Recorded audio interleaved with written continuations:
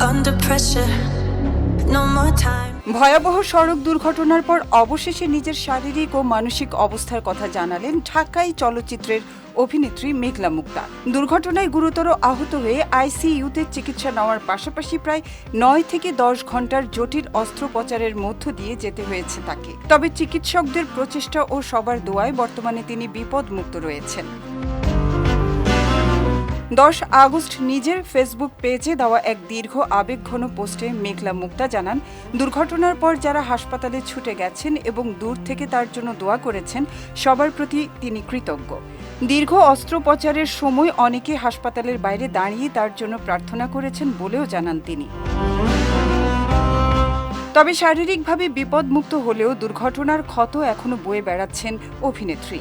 বিশেষ করে মুখে থাকা সেলাই ও ক্ষতচিহ্ন তাকে মানসিকভাবে কঠিন সময়ের মুখোমুখি করেছে।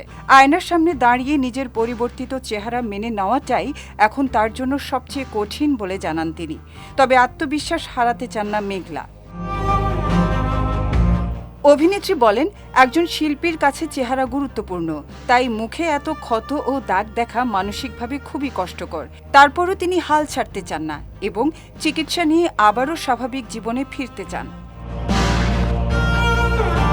দুর্ঘটনা নিয়ে ছড়ানো বিভিন্ন গুঞ্জনও পরিষ্কার করেছেন মেঘলা। তিনি জানান, রাস্তা পার হওয়ার সময় দুর্ঘটনার শিকার হয়েছেন এবং এ ঘটনায় বনানী থানায় অভিযোগ করা হয়েছে। সুস্থ হয়ে বিস্তারিত জানাবেন বলেও জানান তিনি।